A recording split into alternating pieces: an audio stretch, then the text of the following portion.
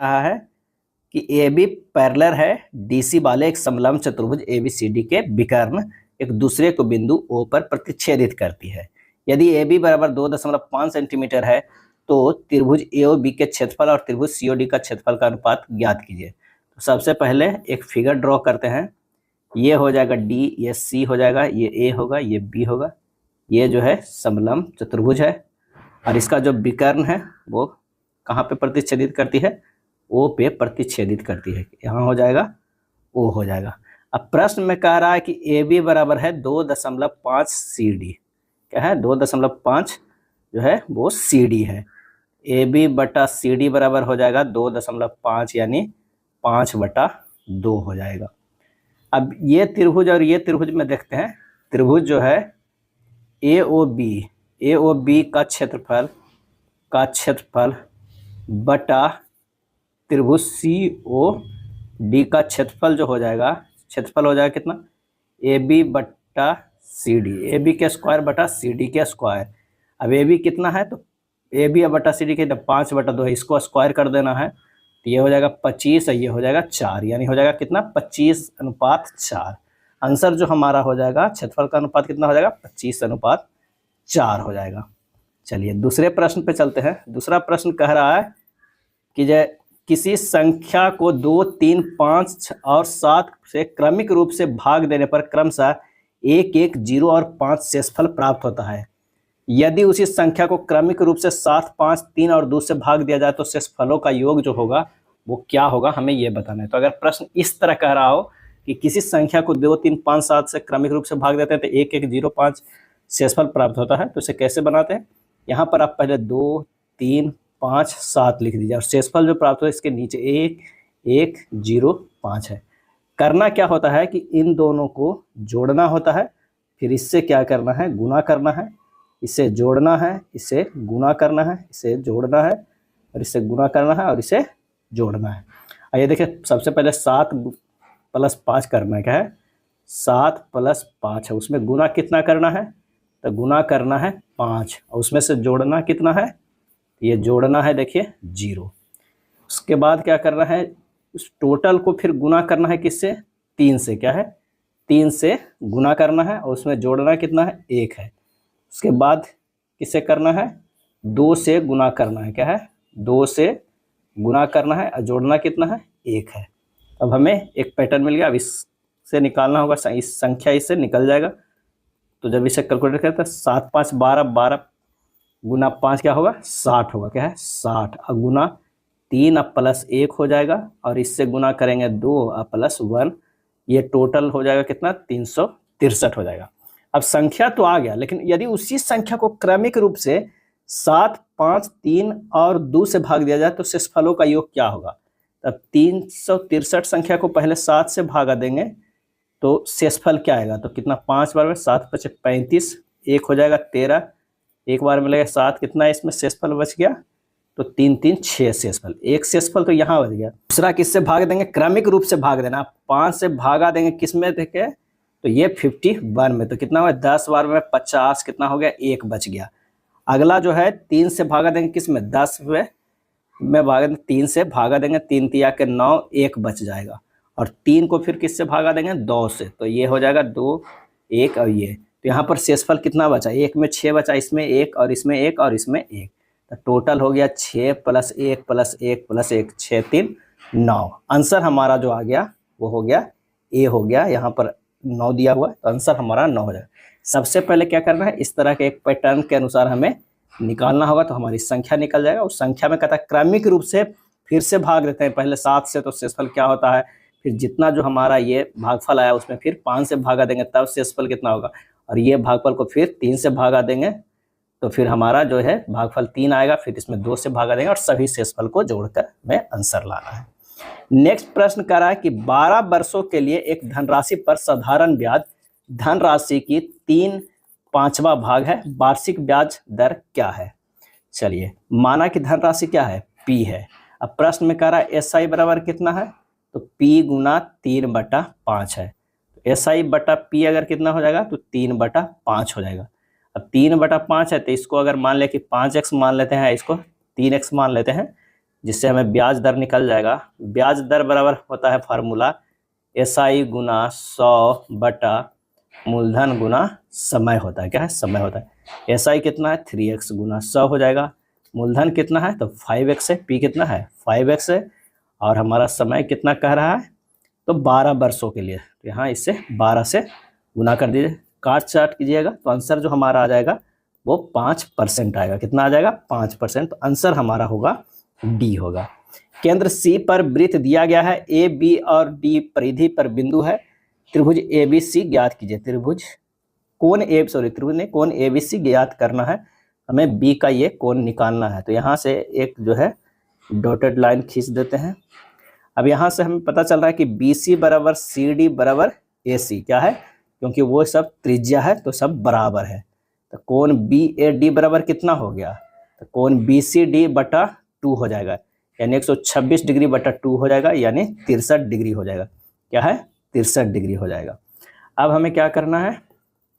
63 degree जब निकल गया है तो अब त्रिभुज ACD में देखना है। क्या है? त्रिभुज ACD में AC बराबर CD, त्रिभुज ADC बराबर त्रिभुज में कोण ADC बराबर कोण जो हो जाएगा CAD कितना हो जाएगा? 33 डिग्री हो जाएगा। क्या है? 33 डिग्री। तो कोण BSC बराबर कोण BAD माइनस कोण CAD हो जाएगा। ये 33 डिग्री, तो ये भी जो हो जाएगा वो 33 डिग्री। तो यहाँ पर माइनस अगर हो जाएगा 63 में 33 तो कितना आ जाएगा? 30 डिग्री। तो ये हो गया 30 डिग्री आ गया। 63 माइनस 33 30 डिग्री हो गया। अब पुनः त्रिभुज जो है कितना में? पुनः त्रिभुज ABC में AC बराबर क्या हो गया? BC। तो ये हो जाएगा कोण BSC बराबर कोण ABC बराबर कितना हो गया? 30 डिग्री। आंसर हमारा जो हो जाएगा वो A हो जाएगा। क्या है? A। नेक्स्ट प्रश्न है कि 12 sin square A plus 2 cos square A बराबर 7 है, जहाँ 0 से 180 डिग्री तक के A है, तो cot A का मान जो है वो क्या होगा? तो 12 sin square A plus 2 cos square A बराबर कितना है? 7 है।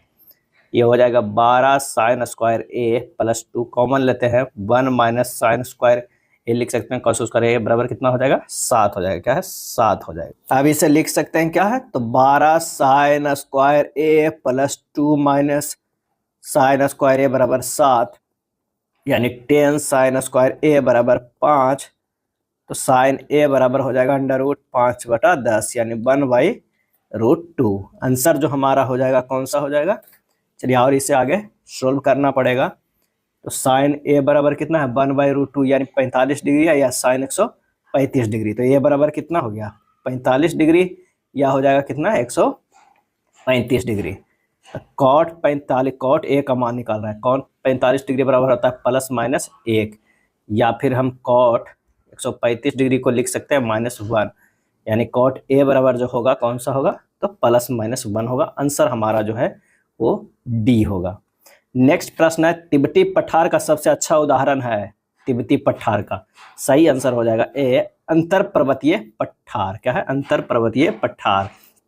तिब्बत पठार मध्य एवं पूर्व एशिया में स्थित है, और इसकी लंबाई जो है वो 2500 किलोमीटर और चौड़ाई जो है वो 1000 किलोमीटर है। इसकी औसत ऊंचाई जो है वो कितना है? 4500 मीटर है, और यह 25 लाख वर्ग किलोमीटर के क्षेत्र में जो है वो फैला हुआ है। विश्व प्रसिद्ध छत्तीसगढ़ी लोक गायिका तीजन बाई लोक संगीत की किस विधा की प्रणेता है? और इसका सही आंसर हो जाएगा पंडवानी। क्या है? पंडवानी विद्या की प्रणेता है। पंडवानी छत्तीसगढ़ का लोक नृत्य है, जिसका अर्थ है पांडवानी, अर्थात पांडव कथा, यानी महाभारत की कथा। तीजन बाई छत्तीसगढ़ के पंडवानी लोकगीत नाट्य की पहली महिला कलाकार है। अगला है, भारतीय राष्ट्रीय ध्वज तिरंगा भीकाजी कामा द्वारा खाली स्थान में फहराया गया था। और इसका सही जवाब हो जाएगा कि जर्मनी में कब फहराया गया था? तो 1907 में फहराया गया था। तो आंसर जो हमारा हो जाएगा ये हो जाएगा। भीकाजी रुस्तम कामा भारतीय मूल के फ्रांसीसी नागरिक थी, जिन्होंने लंदन, जर्मनी तथा अमेरिका का भ्रमण कर भारत की स्वतंत्रता के पक्ष में माहौल बनाया था। वे जर्मनी के स्टुटगार्ट में, कहाँ पे? तो ये जर्मनी के स्टुटगार्ट माहौल बनाया था। वे जर्मनी के स्टुटगार्ट में, कहाँ पे? तो ये जर्मनी के स्टुटगार्ट में 22 अगस्त को, कभी कभी डेट भी पूछ लिया जाता है, 22 अगस्त 1907 को तिरंगा फहराने के लिए जो विख्यात है। मैडम भीखाजी कामा ने भारत का पहला झंडा फहराया, उसमें हरा, केसरिया तथा लाल रंग के पट्टे थे तथा 8 कमल के फूल थे जो भारत के 8 राज्यों के प्रतीक थे। वंदे मातरम यह देवनागरी अक्षरों में झंडे के मध्य में जो है वो लिखा था। इस झंडे के सबसे नीचे लाल रंग की पट्टी थी जिस पर सूरज और चांद बने हुए थे। अब यह झंडा पुणे के केसरी मराठा जो है लाइब्रेरी में संरक्षित रखा गया है। नेक्स्ट है, किस कैबिनेट मिशन ने भारतीय संविधान के निर्माण हेतु एक संविधान सभा का प्रस्ताव रखा था? और इसका सही आंसर हो जाएगा कैबिनेट मिशन योजना 1946। दिए गए कथनों और निष्कर्षों को ध्यानपूर्वक पढ़े। आइए देखते हैं। सभी बेड जो है वो मेज है। ये अगर बेड है तो सभी बेड क्या है? मेज है। ये हो जाएगा मेज। उसके बाद कह रहा है कोई भी मेज अलमारी नहीं है। ये हो जाएगा अलमारी। क्या है? अलमारी। अब कुछ अलमारी कबर्ड है। कुछ अलमारी जो है वो क्या है? कबर्ड है। ये कबर्ड हो जाएगा। अब कोई भी कबर्ड मेज नहीं है। ये गलत हो जाएगा। कुछ कबर्ड मेज नहीं है। कुछ कबर्ड जो है वो मेज नहीं है। ये सही हो जाएगा। कुछ बेड अलमारी है। कुछ बेड जो है वो अलमारी है। ये गलत हो जाएगा। तो आंसर जो हमारा हो जाएगा सी, केवल निष्कर्ष सेकंड पालन कर रहा है। नेक्स्ट प्रश्न है कि निम्नांकित 4 आरेखों में से 3 किसी तरह से संगत है, एक असंगत है। असंगत आरेख का चयन करना है। तो साफ साफ यहाँ देखने से पता चल रहा है कि सी जो है असंगत है। जो बाहर है सी जैसा क्या है अंदर भी है, लेकिन इसमें देख लीजिए जो बाहर है उसके अंदर जो है डिफरेंस पैटर्न है। तो आंसर हो जाएगा सी। दिए गए विकल्पों में उस अक्षर समूह का चयन कीजिए जो निम्न श्रेणी में प्रश्न चिन्ह के स्थान पर आ सकते हैं। तो यहाँ देखिए जेड से डी गया है, ये +4 किया गया है। डी से एच किया गया है +4 है। एच से एन किया गया है +6 है। एन से जो अगला किया जाएगा वो +6 किया जाएगा। तो हो जाएगा क्या? टी हो जाएगा, क्योंकि 2 बार +4 तो लास्ट में 2 बार +6। उसी तरह ए से देखिए ई किया गया है +4 है। ई से आई किया गया है +4 है। आई से ओ किया गया है +6 है। ओ से +6 करेंगे तो हमारा क्या हो जाएगा? यू होगा। तो आंसर हमारा जो हो जाएगा टी यू और भी हो जाएगा बी आंसर हो जाएगा। नेक्स्ट प्रश्न है उस संख्या का चयन कीजिए जो नीचे दी गई श्रृंखला में प्रश्न को प्रतिस्थापित करती है। 7 + 6 13, 13 + 6 19, 19 अब प्लस करेंगे तो वो तो नहीं है, उससे पहले हमें रिक्त स्थान दिया हो उसे देखना है। चलिए ऊपर से देखते हैं। 21 से 22 गया है +1 है। 22 से ये कितना जाएगा? तो ये +1 करेंगे तो 23 जाएगा। तो आंसर हमारा जो हो जाएगा वो डी आ जाएगा। किसी कूट भाषा में आर को 9 लिखा जाता है, सी को 24, ई को 22। उसी भाषा में रेसाइट को कैसे लिखा जाएगा? आर को 9 लिखा गया है, यानी ये जो है वो विपरीत अक्षर लिखा गया है। सी को 24 जो है वो विपरीत अक्षर लिखा गया है। ई के 22 जो है ये विपरीत अक्षर में लिखा जाता है। जबकि आर का जो होता है 18 होता है, सी का 3 होता है और ई का 5 होता था। इसके विपरीत अक्षर लिखा गया। R E C I T E के अगर विपरीत लिखेंगे तो ये हो गया 9, ये हो गया कितना 22, ये हो गया 24, आई का हो गया 18, टी का हो जाएगा 7, आई का हो जाएगा 22। आंसर जो हमारा आ जाएगा कौन सा हो जाएगा? तो सी आ जाएगा। रोहन की घड़ी में प्रदर्शित समय के अनुसार अभी 6:30 बजे है और घड़ी की सुइयां दक्षिण दिशा की ओर इंगित कर रही है। तो ठीक 24 घंटे बाद मिनट की सुई दी गई दिशाओं में से किस दिशा की ओर जो है वो इंगित करेगी? तो अगर घड़ी की सुइयां 6:30 बज रहे हैं तो छोटी सुई जो होगा वो यहाँ पर अगर 6 है, यहाँ पर 7 है, तो छोटी सुई जो होगा थोड़ा सा यहाँ होगा और बड़ी सुई यहाँ होगा, यानी कितने पे? 6 पे होगा। 24 घंटे बाद भी फिर यही होगा, तो किस दिशा में होगा? दक्षिण दिशा में ही। आंसर जो हमारा हो जाएगा बी होगा। क्या है? बी हो जाएगा। अगला प्रश्न है निम्नलिखित में कौन सा स्वपोषित है? स्वपोषित है तो सही आंसर हो जाएगा बी। शैवाल जो है वह स्वपोषित है। शैवालों में क्लोरोफिल पाए जाते हैं और शैवाल पौधों के समान सूर्य के प्रकाश की उपस्थिति में प्रकाश संश्लेषण की क्रिया द्वारा अपना भोजन स्वयं बनाते हैं, अर्थात शैवाल जो है वह स्वपोषी होते हैं। और शैवालों का वर्गीकरण जो है क्रिप्टोगैम के थाइलोफाइडा वर्ग में किया गया है। नेक्स्ट प्रश्न है कि पृथ्वी के चुंबकीय ध्रुवों पर नति तथा नमन कोण का मान कितना होता है? आंसर हो जाएगा 90 डिग्री। पृथ्वी के चुंबकीय ध्रुवों पर नति तथा नमन कोण का मान जो हो जाता है वो 90 डिग्री होता है। नति कोण यानी एंगल ऑफ डीप, क्या है? एंगल ऑफ डीप होगा। आधुनिक आवर्त सारणी के किस वर्ग में पूर्ण आवरण वाले संयोजी इलेक्ट्रॉन और रासायनिक रूप से सक्रिय तत्व होते हैं? और इसका आंसर हो जाएगा ए 18। कितना? 18। वर्ग 18 वाले तत्व helium, neon, argon, krypton, xenon तथा रेडॉन को अक्रिय गैस या उत्कृष्ट गैस कहा जाता है। रेडॉन को छोड़कर अन्य सभी अक्रिय गैस वायुमंडल में पाई जाती है। रेडॉन जो है वो वायुमंडल में नहीं पाया जाता है। निम्नलिखित में कौन सा एक मूल कण नहीं है? मूल कण नहीं है तो ये हो जाएगा पॉजिट्रॉन। प्रोटॉन, न्यूट्रॉन, इलेक्ट्रॉन जो है वो मूल कण है, जबकि पॉजिट्रॉन जो है इलेक्ट्रॉन का प्रतिकण है। क्या है? ये प्रतिकण है। किसका है? एंटी पार्टिकल है इलेक्ट्रॉन का। निम्न में से कौन एक प्राकृतिक बहुलक नहीं है? प्राकृतिक बहुलक नहीं है तो नायलॉन जो है वो प्राकृतिक बहुलक नहीं है, जबकि ऊन, रेशम और चमड़ा जो है प्राकृतिक बहुलक है। नायलॉन का उपयोग मछली पकड़ने के जाल में, टायर, दंत ब्रश में, पर्वतारोहण के लिए रस्सी आदि बनाने में उपयोग किया जाता है।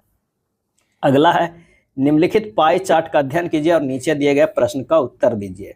पाई चार्ट में एक परिवार द्वारा मासिक रूप से विभिन्न मदों पर किए गए व्यय और उनकी बचत को दर्शाया गया है। यदि कुल व्यय 84,000 है तो भोजन पर व्यय क्या है? तो भोजन पर कितना है? 35% है। यानी 100% जो हमारे पास दिया हुआ है वो कितना दिया हुआ है? 84,000। इसका 35% ही हमें निकालना है तो ये हो जाएगा 84,000 बटा 100 गुना 35 कितना हो जाएगा? 29,400। तो आंसर हमारा जो हो जाएगा कितना? 29,400 बी हो जाएगा। एक निश्चित संख्या में 304 से विभाजित करने पर हमें शेषफल के रूप में 43 प्राप्त होते हैं, यानी प्राप्त करते हैं। यदि संख्या को 16 से विभाजित किया जाए तो शेषफल क्या होगा? तो n बराबर क्या हो जाएगा कि 304 गुना x प्लस कितना? 43। तब हमें वो संख्या आ जाएगा। अगर अब 16 से इसे तोड़ना है 16 के रूप में तो 16 गुना 19x प्लस 32 प्लस 11 लिख सकते हैं। 32 प्लस 11 तो 32 को और 16 गुनी 2 बार हो जाएगा, यानी 16 कॉमन ले लेते हैं, 19x प्लस 2 प्लस 11। तो यहाँ शेषफल कितना हो जाएगा? 11 बच जाएगा। आंसर जो हमारा हो जाएगा वो ए हो जाएगा। यदि ईंट का आकार 25 सेंटीमीटर, 12 सेंटीमीटर और 9 सेंटीमीटर है तो 10 मीटर लंबी, 22.5 सेंटीमीटर चौड़ी और 6 मीटर ऊंची दीवार बनाने के लिए कितनी ईंटों की आवश्यकता होगी? तो ईंटों की संख्या जो है कितनी? तो पहले 10 गुना उसे सेंटीमीटर में बदले तो 100 हो गया, गुना 22.5 गुना 6 गुना इसको भी सेंटीमीटर में बदल दीजिए और भागा दे दीजिए 25 गुना 12 गुना 9 से। जब इसे काट पीट कीजिएगा तो ये हमारा 5000 आंसर आ जाएगा। आंसर जो हमारा हो जाएगा वो डी हो जाएगा। नेक्स्ट है एक सॉफ्टवेयर इंजीनियर के वेतन में से यदि 15% मकान के किराए पर खर्च किया जाता है और शेष का 25% घरेलू सामान पर, शेष का 25% आयकर के रूप में और शेष 15% कपड़ों पर खर्च किया जाता है तो उसके पास 10,404 शेष बचते हैं। उसका कुल वेतन ज्ञात करें। माना कि सॉफ्टवेयर इंजीनियर का वेतन कितना है? तो ये 400 यूनिट कर लीजिए। क्या है? 400 यूनिट कर लेते हैं। मकान पर किराए पर खर्च कितना है? तो 400 गुना 15 बटा 100 यानी 60 यूनिट खर्चे हो रहे हैं। घरेलू सामान पे 400 में से पहले तो 60 घटा दीजिए और जो बचता है उसका 25%, 25 बटा 100 कितना हो जाएगा? 85 यूनिट।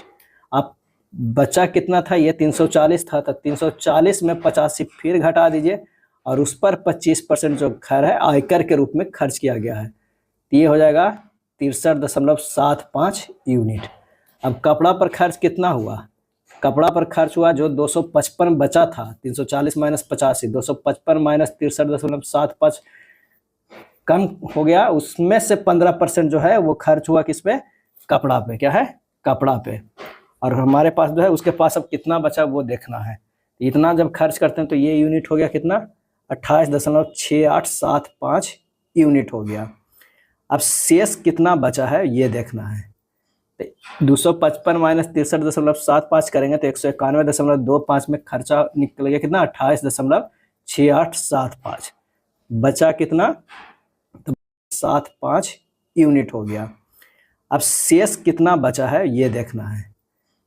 255 माइनस 63.75 करेंगे तो 191.25 में खर्चा निकल गया कितना 28.6875।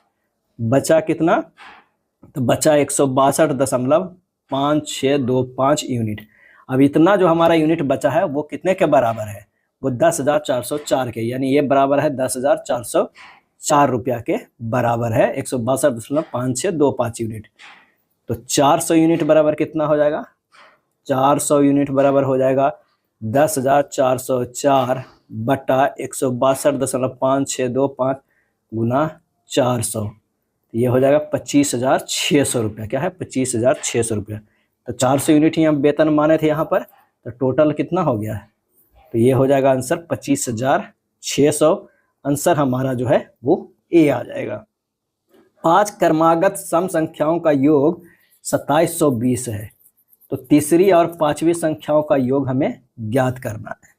तो 5 क्रमागत सम संख्या x plus x plus 2 plus x plus 4 plus x plus 6 plus x plus 8 बराबर कितना है, तो 2720 है। क्या है, 2720 है, यानी 5x बराबर हो जाएगा 2720 माइनस 20 हो जाएगा। क्या है, 6 4 10 18 2 20 20 हो गया, यानी 2700 हो गया। x बराबर कितना आ गया, 540। अब कह रहा तीसरी और पांचवी संख्या का योग, तीसरी संख्या कितना है, x प्लस 4, यानी 540 प्लस 4 कितना हो गया, 544। x प्लस 8 यानी 540 प्लस 8 कितना हो गया, 548।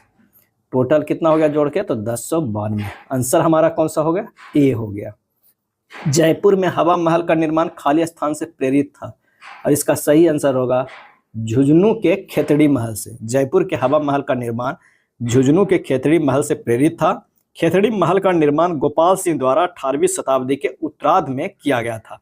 खेतड़ी महल में दरवाजे या खिड़कियों का प्रयोग नहीं किया गया है। महाराजा सवाई प्रताप सिंह ने जयपुर में हवा महल का निर्माण कराया था।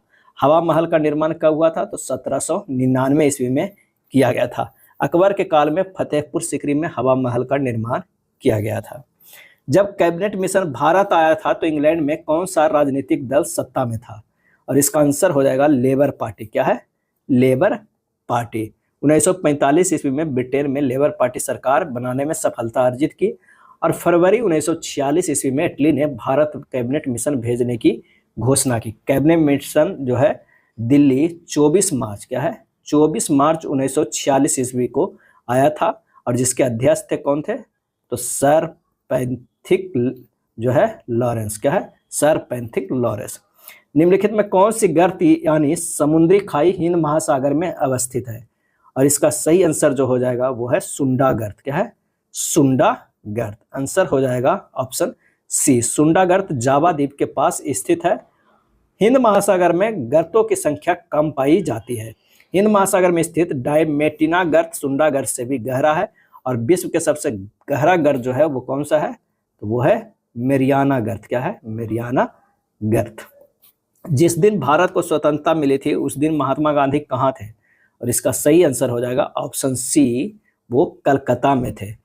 भारत स्वतंत्रता अधिनियम 1947 के द्वारा पाकिस्तान अलग देश और भारत को स्वतंत्रता प्राप्त हुआ था। 4 जुलाई 1947 को ब्रिटिश संसद में भारतीय स्वतंत्रता अधिनियम पेश किया गया, जिसे 15 जुलाई को हाउस ऑफ कॉमन्स और 16 जुलाई को हाउस ऑफ लॉर्ड्स में पारित कर दिया गया था। 18 जुलाई 1947 को इस विधेयक पर जॉर्ज 6, ध्यान रखिएगा, जॉर्ज 6 ने हस्ताक्षर किया था। किसने, जॉर्ज 6 ने हस्ताक्षर किया था। अगला है, यदि एक्स बाई की बहन है, एक्स जो है वो क्या है, बाई की बहन है, जेड बाई की माँ है, जेड जो है बाई की माँ है। इसके बाद कह रहा है ए जेड का पिता है, ए जो है वो क्या है, जेड का पिता है, ए जेड का पिता है, और बी ए की माँ है, बी जो है वो क्या है, ए की माँ है।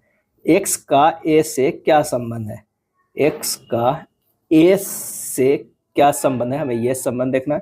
तो यहाँ से देखिए, ये एक जो मान लिया कि पुत्र हो या जो भी है, और यहाँ पर रहेगा, फिर उसके बाद और इसकी बहन, तो ये हो जाएगा पुत्री की पुत्री। क्या है, पुत्री की पुत्री या ना तीनों। आंसर जो हमारा हो जाएगा कौन सा, सी हो जाएगा। क्या है, सी। अगले प्रश्न पे चलते हैं।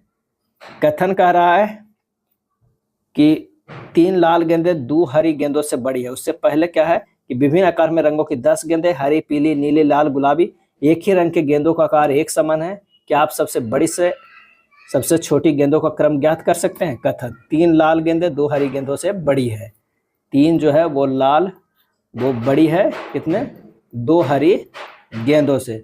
2 गुलाबी गेंदें हैं जो सबसे छोटी है, 2 गुलाबी गेंदें हैं जो सबसे छोटी है, और 2 नीली गेंदें सबसे बड़ी है। 2 नीली गेंदें जो है वो सबसे बड़ी है। हरी पीली से बड़ी है, हरी जो कह रहा है पीली से बड़ी है, यानी यहाँ पर कहीं पे जो हो जाएगा वो पीली हो जाएगा। अब उत्तर ज्ञात करने के लिए कथन कौन सा पर्याप्त है, हमें ये बताना है।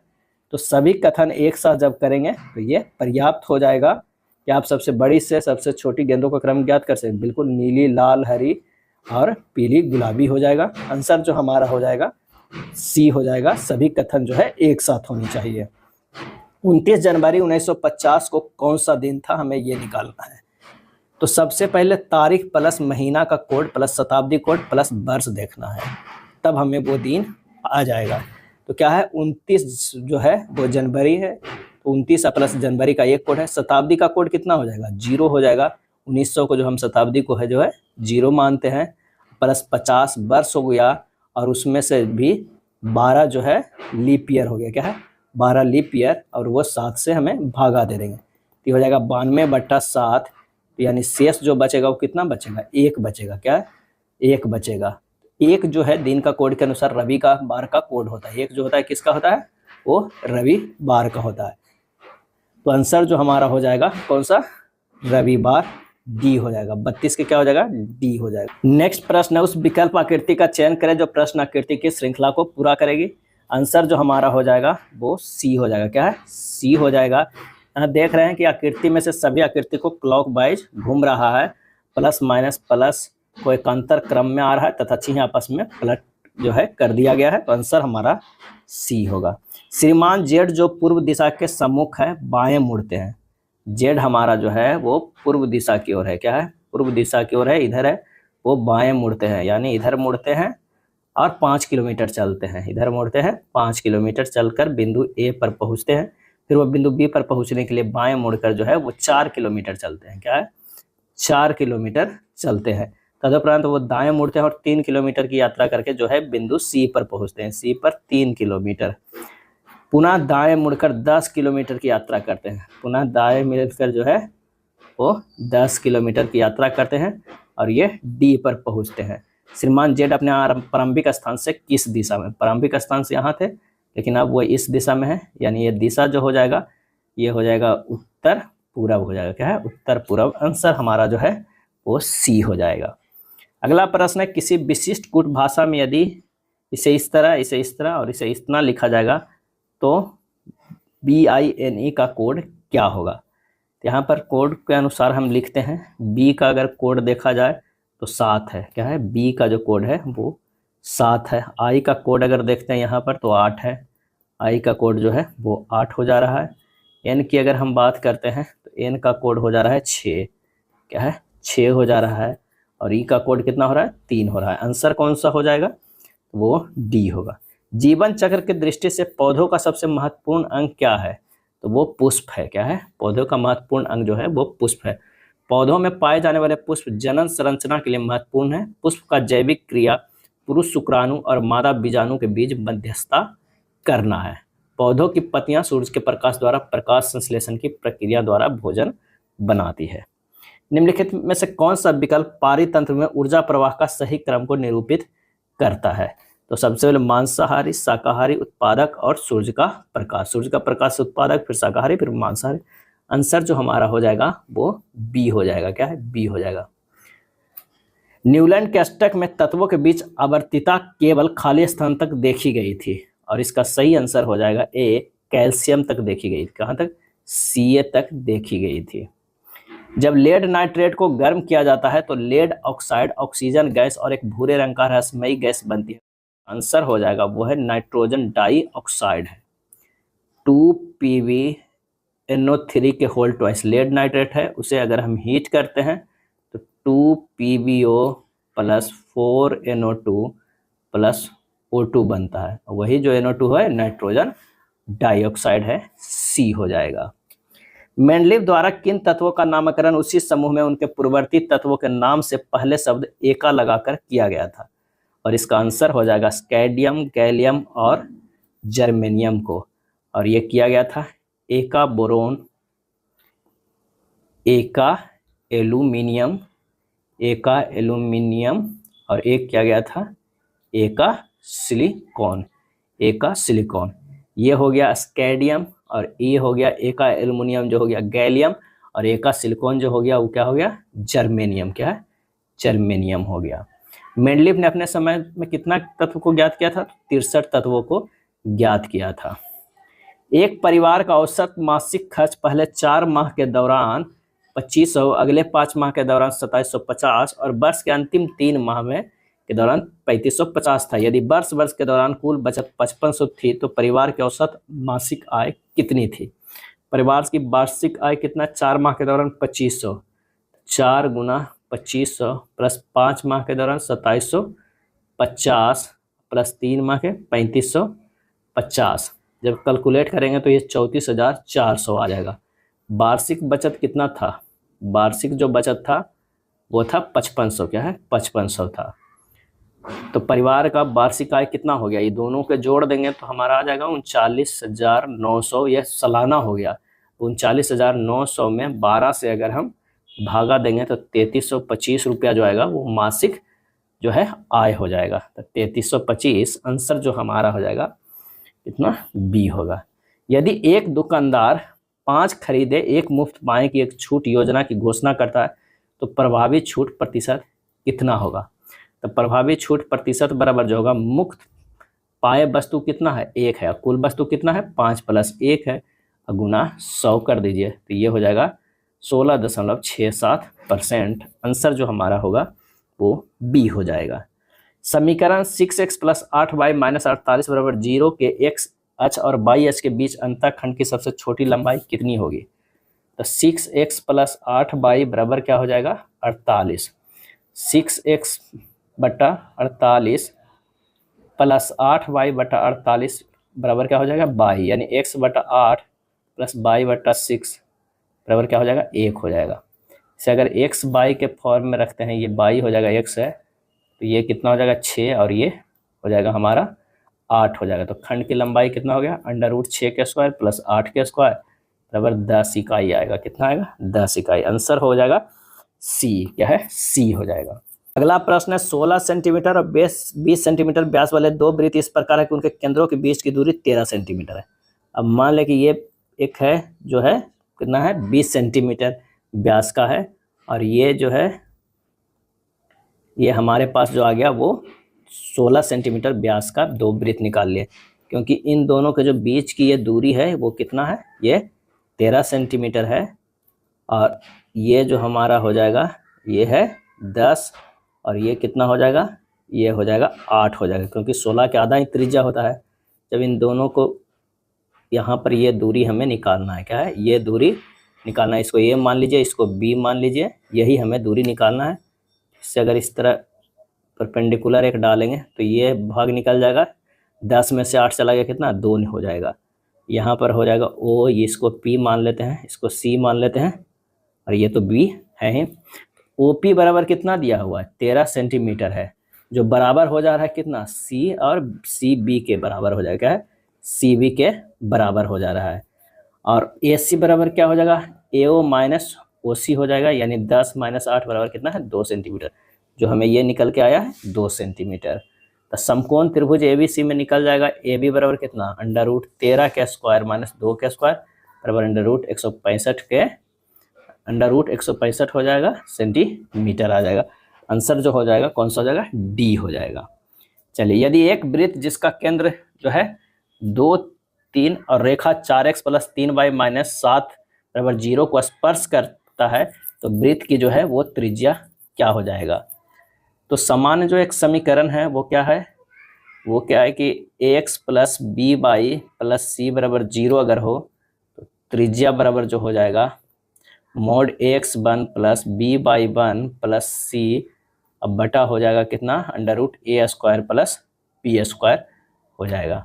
यहाँ से निकाल देते हैं, ये 4 गुना 2 प्लस 3 गुना 3 प्लस माइनस 7 बटा अंडर रूट 4 के स्क्वायर प्लस 3 के स्क्वायर मोड में 8 प्लस 9 माइनस 7 बटा 5, ये कितना हो जाएगा 2 इकाई। आंसर जो हमारा हो जाएगा सी हो जाएगा। अगला प्रश्न, पाकिस्तान नाम सबसे पहले खाली स्थान द्वारा गढ़ा गया था।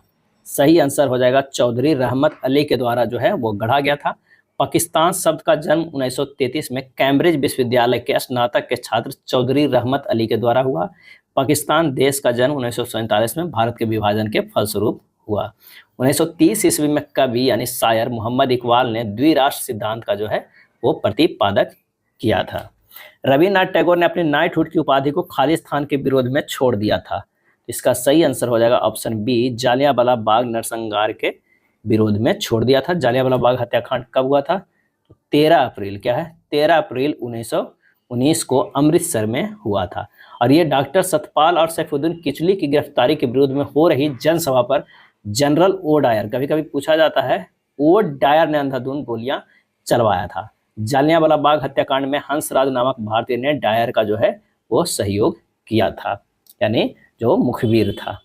महात्मा गांधी के प्रिय भजनों में से एक वैष्णव जनतों के रचयिता कौन है, और इसका सही आंसर जो हमारा हो जाएगा वो हो जाएगा नरसिंह मेहता। कौन है, नरसिंह मेहता गुजराती भक्ति साहित्य के श्रेष्ठतम विभूति थे।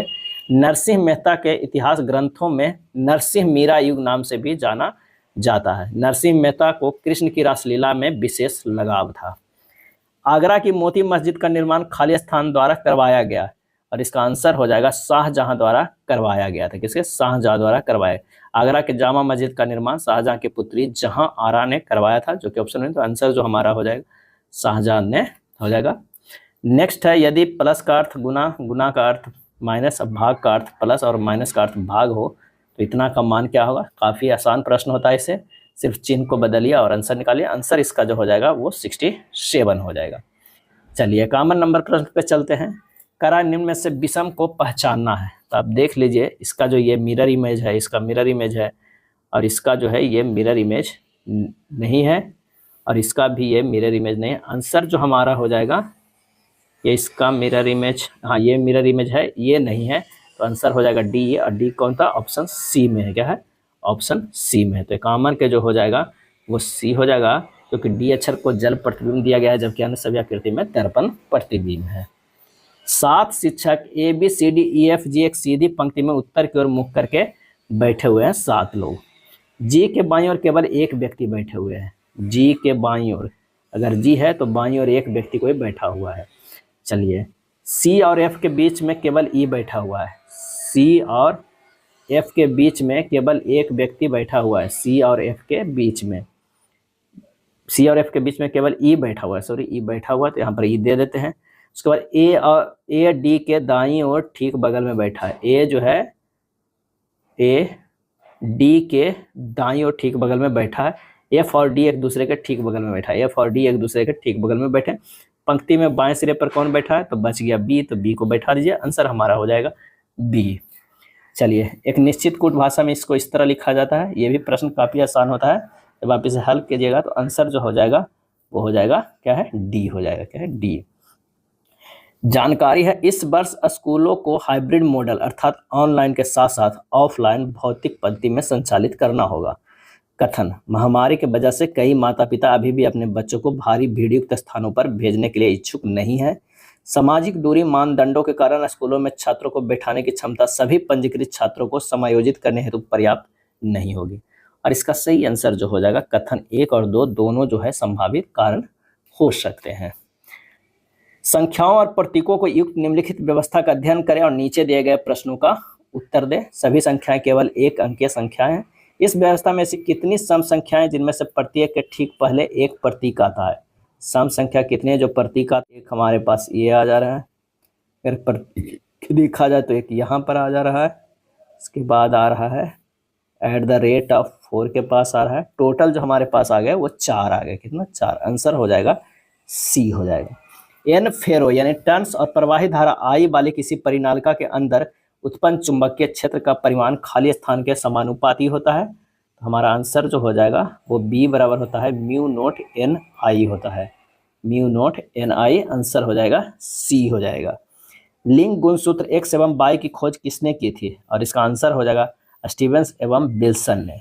लिंग गुणसूत्र एक्स एवं वाई की खोज स्टीवेंस एवं विल्सन ने किया था। गुणसूत्र शब्द का प्रतिपादन जो है वाल्डेयर ने किया था। किसने किया था? वाल्डेयर ने किया था। होफ मिस्टर ने सर्वप्रथम ट्रेटोस्केंसिया की पराग मातृ कोशिका में गुणसूत्र की खोज किया था। सटल एवं बाबेरी ने सर्वप्रथम गुणसूत्र की भौतिक संरचना एवं उनके द्वारा आनुवंशिक लक्षणों को परागमन के बारे में बताया था। यानी लिंग गुणसूत्र एक्स एवं वाई की खोज किसने किया? तो स्टीवेंस एवं विल्सन ने। अगला है प्याज के छिलके उतारने पर आंसू आते हैं क्योंकि प्याज निष्कासित करते हैं। और इसका सही आंसर जो हमारा हो जाएगा वो हो जाएगा बी सल्फेनिक अम्ल। यहाँ पर देखिएगा सल्फोनिक अम्ल भी दिया हुआ है, तो आंसर जो हमारा हो जाएगा सल्फेनिक अम्ल हो जाएगा। आंसर 58 के हो जाएगा बी हो जाएगा। क्या है? बी हो जाएगा। ये एंजाइम प्याज के अमीनो अम्ल को सल्फेनिक अम्ल में बदल देता है और साथ ही सल्फेनिक अम्ल साइन प्रोपेथिलियन एस ऑक्साइड में बदल जाता है।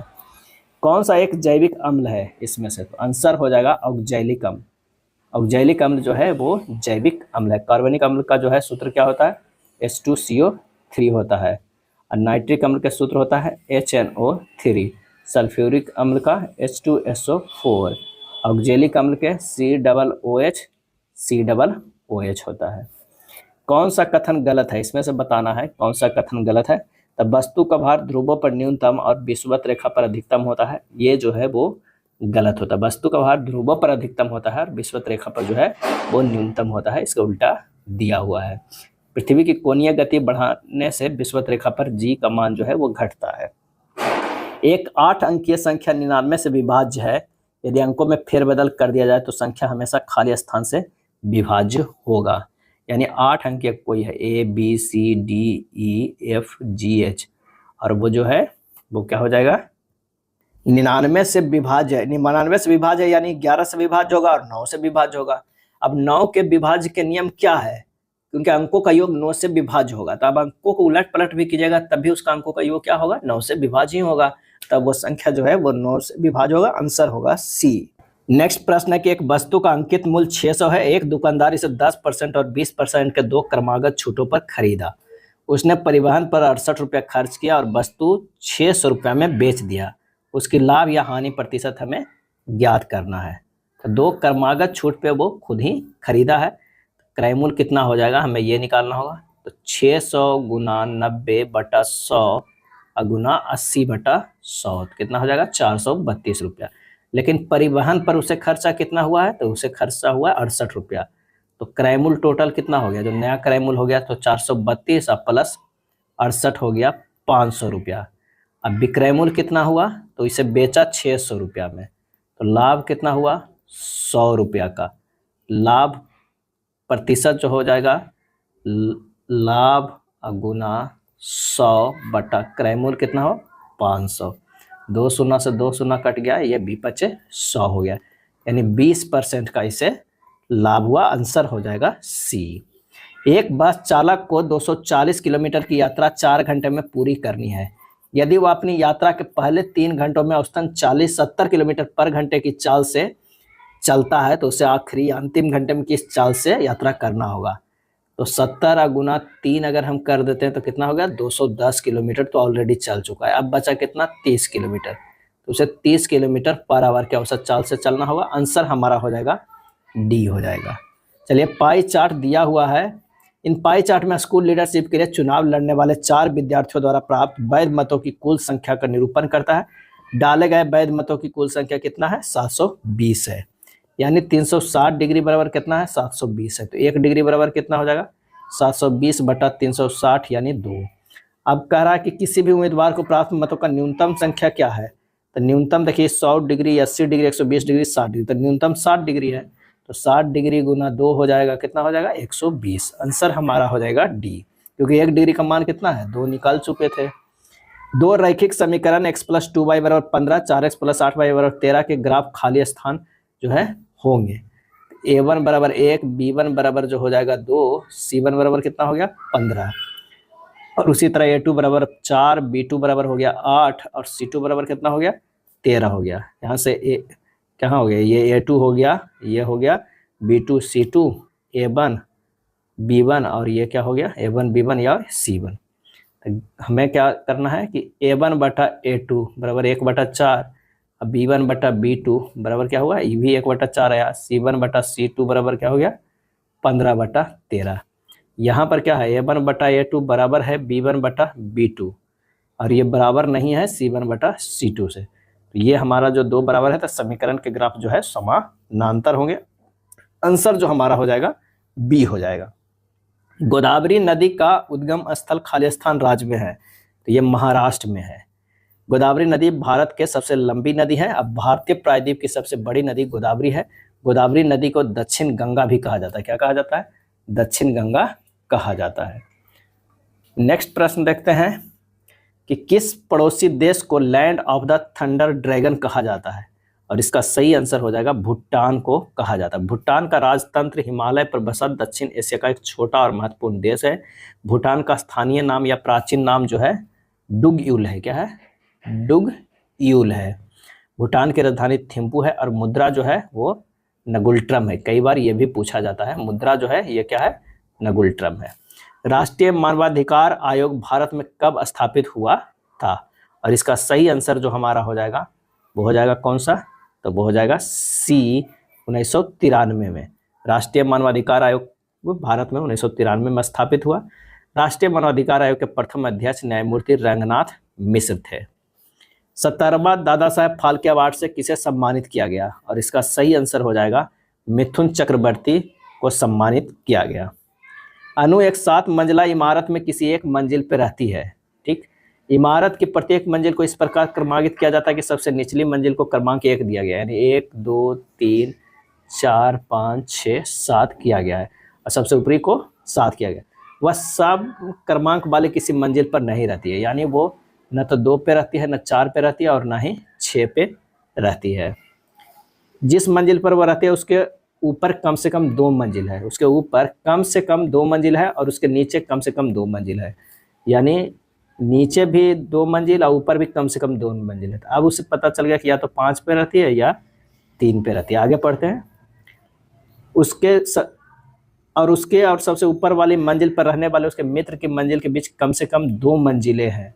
अनु किस मंजिल पे रहती है, तो आंसर जो हमारा हो जाएगा वो अनु 3 पे रहती है। क्या है, 3 पे। आंसर जो हो जाएगा वो बी हो जाएगा। क्या है, बी। एक निश्चित कूट भाषा में टीचिंग को इस तरह लिखा जाता है, टेंडेंसी को इस तरह लिखा जाता है, तो सिंबॉलिक को कैसे लिखा जाएगा। तो यहाँ पर आइए देखते हैं कि टी से को जी लिखा गया है और ए को जेड लिखा गया है। यहाँ से ही पता चल जा रहा है, और ई को भी, कि सब विपरीत मान लिखा गया है। क्या है, विपरीत मान।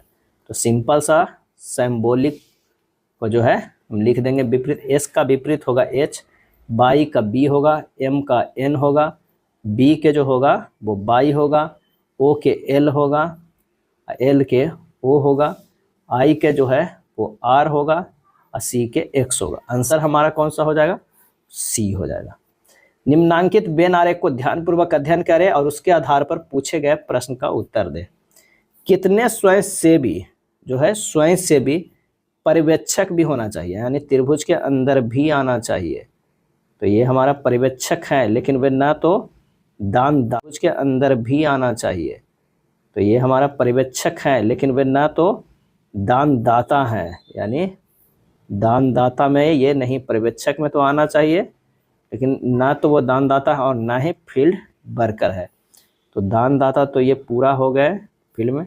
आंसर हमारा जो हो जाएगा वो क्या हो जाएगा, 0, क्योंकि यहाँ पर जब पर्यवेक्षक की अगर बात किया जाए तो हमारा इसी में होना चाहिए, और ये सब जो है वो दानदाता में आ रहा है। तो आंसर हमारा जो हो जाएगा वो 0 हो जाएगा। यदि शब्द रूबल में प्रत्येक स्वर को अंग्रेजी वर्णमाला क्रम में अगले स्वर में बदल दिया जाए और प्रत्येक व्यंजन को अंग्रेजी वर्णमाला क्रम में अगले अक्षर में बदल दिया जाए, तो नए बने शब्द में बाएं से दूसरा कौन सा अक्षर होगा। RUBAL को बदला जा रहा है, ये S हो जाएगा, ये A, ये C, E और ये m होगा। तो कह रहा है कि नए बने शब्द में बाएं से दूसरा जो कौन हो जाएगा वो a हो जाएगा। आंसर हमारा कौन सा c हो गया। एक निश्चित कुछ कूट भाषा में गार्ड को इस तरह लिखा जाता है, क्लोब को इस तरह, तो हॉर्स को क्या लिखा जाएगा? GAURD को लिखा जाता है LDTE। G+5L हो जाएगा, A+3D हो जाएगा, U+4Y हो जाएगा, R+2T हो जाएगा और D+1 जो है वो E हो जाएगा। यानी +5 +3 +4 +2 और +1 है। उसी तरह यहाँ भी किया गया है, C+5 H किया गया है, L+3O किया गया है। तो हम उसी पैटर्न पे HORAC को कर सकते हैं। H को +5 करेंगे तो क्या हो जाएगा? ये M होगा। O को +3 करेंगे तो R होगा, R के +4 करेंगे तो V होगा, S के +2 करेंगे तो U होगा और E के +1 करेंगे तो F होगा। आंसर जो हमारा हो जाएगा वो A होगा। नेक्स्ट है कथन कुछ कॉस्ट जो है वो चारकोल है। ये जो हो जाएगा क्या है? कॉस्ट, और ये हो जाएगा चारकोल। क्या है? चारकोल। उसके बाद कह रहा है कि कुछ पेट्रोल डीजल है। ये होगा पेट्रोल, कुछ पेट्रोल जो है वो डीजल हो जाएगा, ये हो जाएगा डीजल हो जाएगा। और सभी डीजल जो हो जाएगा वो क्या हो जाएगा? जीवाश्म। सभी डीजल जो है वो जीवाश्म हो जाएगा। कुछ पेट्रोल जो है चारकोल है, कुछ पेट्रोल चारकोल है, गलत है।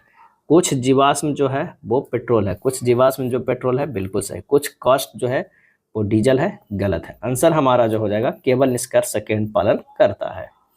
निम्न में से कौन सा जोड़ा सुमेलित नहीं है? बताना है कि कौन सा जोड़ा सुमेलित नहीं है। डेंगू बुखार एर्बोवायरस से, बिल्कुल सही है। प्लेग यर्सिनिया फेस्टिस से, ये भी सही है। सिफिलिस सुजाक टाइचुरिस टाइचुइरा से, ये जो है वो गलत है। क्या है? गलत है। मलेरिया प्लाज्मोडियम बाइबैक्स से, ये सही है। आंसर जो हमारा हो जाएगा कौन सा? सी हो जाएगा। क्या है? सी हो जाएगा। आयोडीन टिंचर निम्न में से किसका 1 बिलियन है? तो एल्कोहल, पोटेशियम आयोडाइड तथा जल पे आयोडीन का 2 से 3% घोल होता है। आंसर जो हमारा हो जाता है कौन सा? डी हो जाएगा। क्या है? डी हो जाएगा। मान लीजिए कि एक मानव बाल की मोटाई 30 माइक्रोमीटर है। यदि रेशमी इसे देखने के लिए 25 सेंटीमीटर फोकस दूरी वाले अवतल दर्पण का उपयोग करती है, जिससे निर्मित बाल के प्रतिबिंब की मोटाई 60 सेंटीमीटर है, तो बाल को दर्पण के सामने खाली स्थान की दूरी पर जो है वो रखा गया है। माना कि बाल की मोटाई कितना है? तो 30 माइक्रोमीटर यानी 3 × 10⁻³ सेंटीमीटर है। एफ कितना है? तो -25 सेंटीमीटर है। प्रतिबिंब की मोटाई, प्रतिबिंब की जो है मोटाई ये हो जाएगा 60 सेंटीमीटर। m बराबर जो है -v/u यानी 60/3 × 10⁻³ सेंटीमीटर। v बराबर -2 × 10⁻⁴ माइक्रो सेंटीमीटर।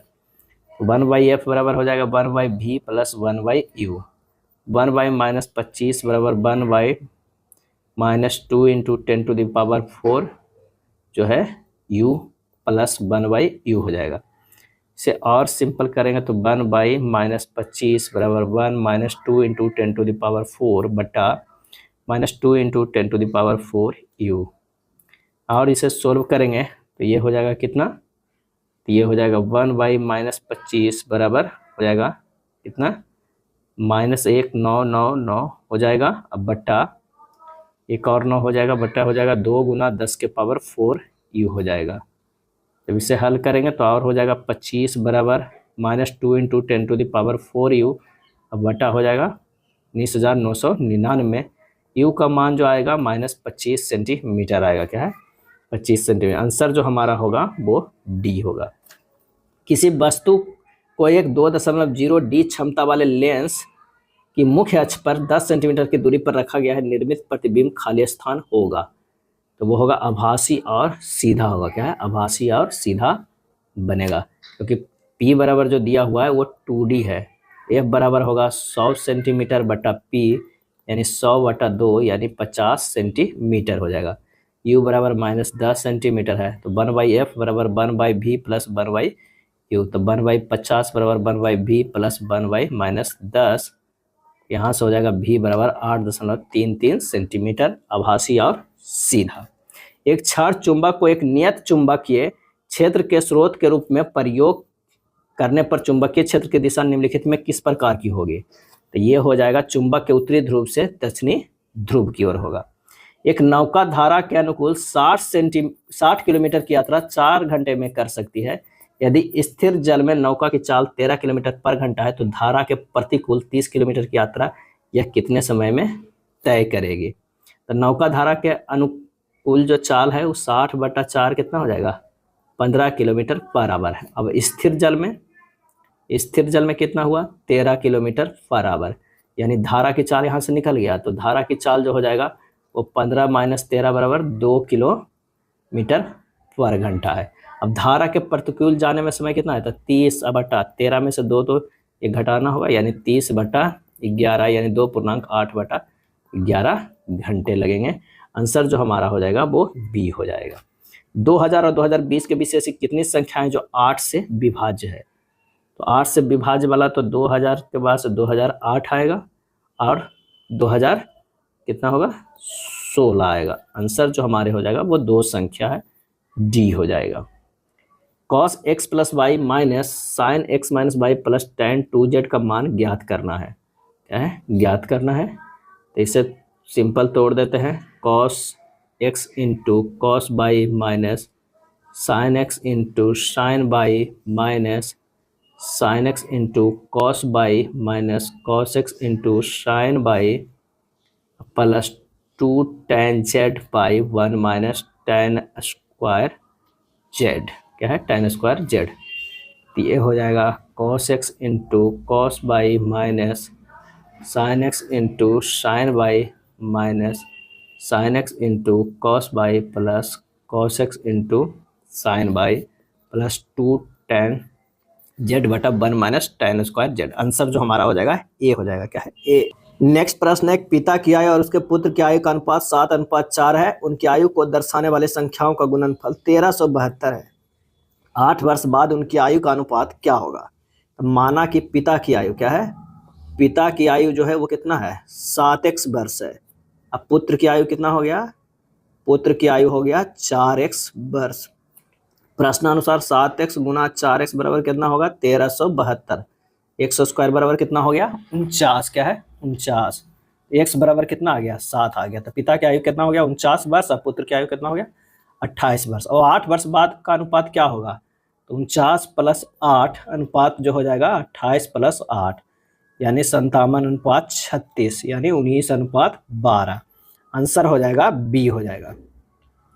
250 लोगों के एक समूह में 40% पुरुष और 60% महिलाएं हैं। यदि समूह में 30 और महिलाएं शामिल हो जाती है तो नए समूह में महिलाओं का प्रतिशत कितना होगा? तो पुरुषों व्यक्तियों की संख्या बराबर जो हो जाएगा कितना? 250 गुना 40/100 बराबर 100। महिलाओं की संख्या कितना हो जाएगा? 250 गुना 60/100 बराबर कितना हो जाएगा? 150। 30 महिलाओं को शामिल होने पर महिलाओं की संख्या कितना हो गया? 180 हो गया। कुल व्यक्तियों की संख्या कितना है? 250 + 30 कितना हो गया? 280। महिलाओं के 20% 180 है कितना में? 280 में। बस हम इसे निकालेंगे तो हो जाएगा 64.29%। आंसर हो जाएगा सी। क्या है? सी। अगला प्रश्न है, के किस मान के लिए समीकरण kx² + kx + 1 बराबर -4x² - x के वास्तविक व समान मूल होंगे? तो यहाँ पर समीकरण दिया हुआ है, इसे लिख सकते हैं kx² + 4x² + kx + x + 1 = 0। kx + x + 1 = 0। अब x² को एक जगह कर दीजिए, ये हो जाएगा k + 4 + x कर देते हैं k + 1 + 1 = 0 होगा। अब वास्तविक व समान मूल के लिए क्या होगा? d बराबर 0 होगा। अब d बराबर क्या होता है? तो b² - 4ac = 0 यानी k + 1 के स्क्वायर -4 गुना k + 4 × 1 = 0। इसे और हल करेंगे k² + 2k + 1 - 4k - 16 = 0। तो ये हो जाएगा k² - 2k - 15 = 0। इसे लिख सकते हैं k² - 5k + 3k - 15 = 0। यहाँ से हमें क्या है? k का मान निकाल लेते हैं।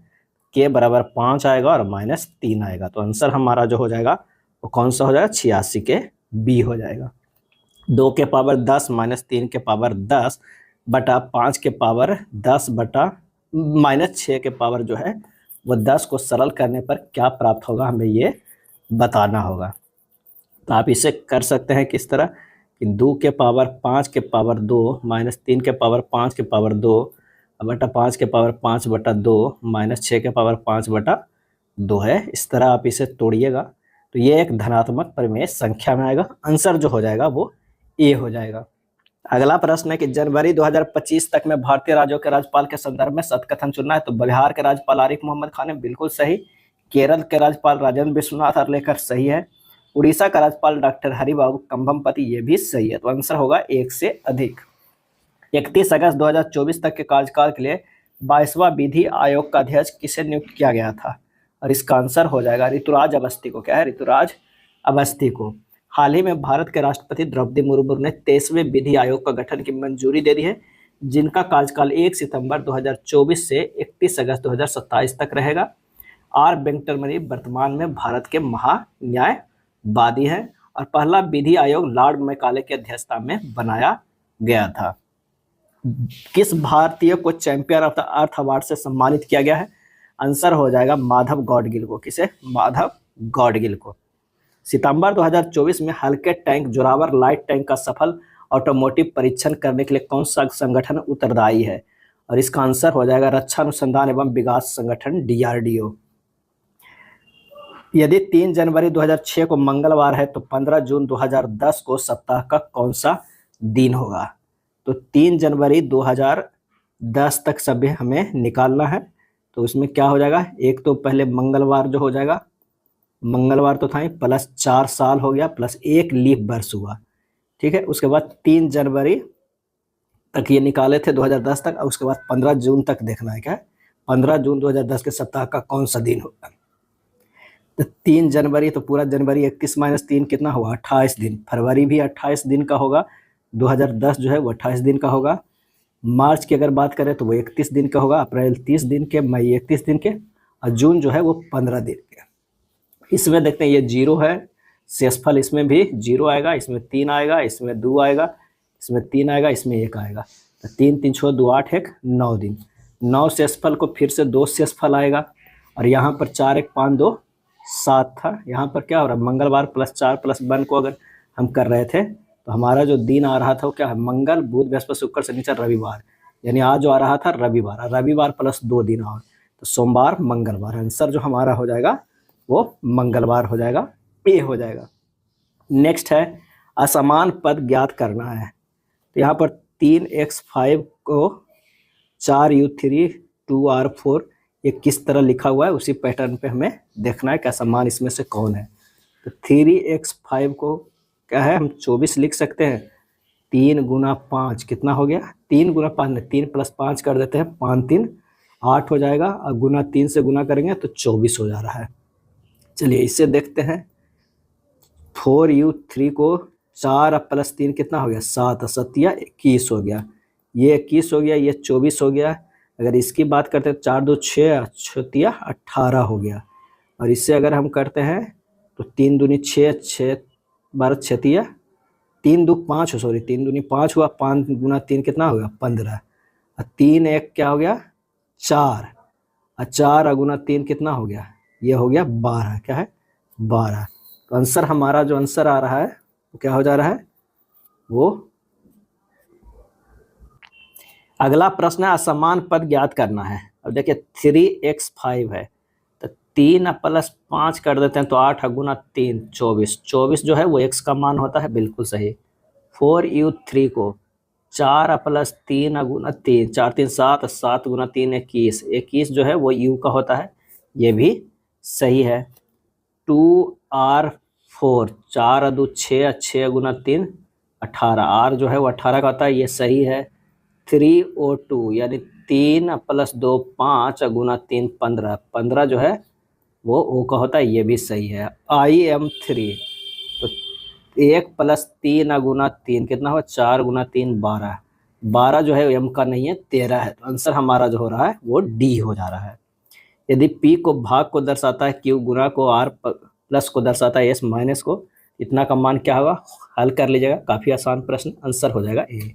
निश्चित कोड में इसे इस तरह लिखा जाता है, उस कोड में ड्रॉप को कैसे लिखा जाएगा। तो यहाँ देखिए कि जी से जो लिखा गया है वो क्या लिखा गया है, एच लिखा गया है, जी से एच लिखा गया है, ये जी है, यहाँ पर एच, यानी +1 के अगर स्क्वायर करेंगे तो हो जाएगा, ए को लिखा गया है ई, ए को ई लिखा गया है, यहाँ पर +2 के स्क्वायर करेंगे तो 2 दूनी 4, ए का +4 करेंगे तो ये होता है। आर को लिखा गया है ए, तो यहाँ पर जो है +3 के स्क्वायर करेंगे तो 3 तिया के 9, आर +9 जो करेंगे तो ये आ जा रहा है। इसी तरह बी को जो है आर लिखा गया, ये +4 के स्क्वायर है। बस उसी तरह ड्रॉप को कर देना, DROP, 1 के स्क्वायर ई हो जाएगा, 2 के स्क्वायर 2 दूनी 4 भी हो जाएगा, 3 के स्क्वायर 3 तिया के 9, ओ 9 कितना x हो जाएगा, डी के 16 करना है तो कितना हो जाएगा, f हो जाएगा। आंसर हमारा जो हो जाएगा वो बी होगा। खाली स्थान एक विद्युत चुंबक का निर्माण होता है, सही आंसर हो जाएगा। मृदु लोहे की कोर के चारों ओर कुंडलित कुंडली के माध्यम से धारा प्रवाहित करने पर जो है विद्युत चुंबक का निर्माण होता है, सी हो जाएगा। निम्न कथनों पर विचार कीजिए। क्षितिज के निकट सूर्य से आने वाला प्रकाश हमारी आंखों तक पहुंचने से पहले वायु की मोटी परतों से गुजरता है और पृथ्वी के वायुमंडल में अपेक्षाकृत अधिक लंबी दूरी तय करता है। पहला लाइन है। दूसरा है, क्षितिज के निकट अधिकांश नीले प्रकाश और छोटी तरंगदैर्घ्य वाले प्रकाश कणों द्वारा इधर उधर प्रकीर्णित हो जाते हैं और हमारी आंखों तक पहुंचने वाला प्रकाश अपेक्षाकृत जो है अधिक तरंगदैर्घ्य का होता है। उपरोक्त में से कौन सा कथन हमें सूर्योदय और सूर्यास्त के समय सूर्य के लाल रंग को समझने में मदद करता है? और इसका आंसर जो हो जाएगा, दोनों कथन जो है वो मदद करता है। निम्न में से किस संक्रमण में विषाणु प्रतिरक्षा तंत्र में जाकर इसकी कार्य प्रणाली को नुकसान पहुंचाते हैं? आंसर हो जाएगा HIV एड्स। क्या है? HIV ads. सरीसृपों में संतति का लिंग किस तापमान से निर्धारित होता है? और इसका आंसर होगा वह तापमान जिस पर निश्चेषित अंडा रखा जाता है। एक वस्तु 4 सेकंड में 24 मीटर और फिर 2 सेकंड में दूसरे 15 मीटर की यात्रा करता है। वस्तु की औसत चाल क्या होगा? कुल दूरी 24 + 15 और कुल समय 4 + 2 यानी 39/6 यानी 13/2 यानी 6.5 मीटर पर सेकंड। आंसर जो हो जाएगा वो हो जाएगा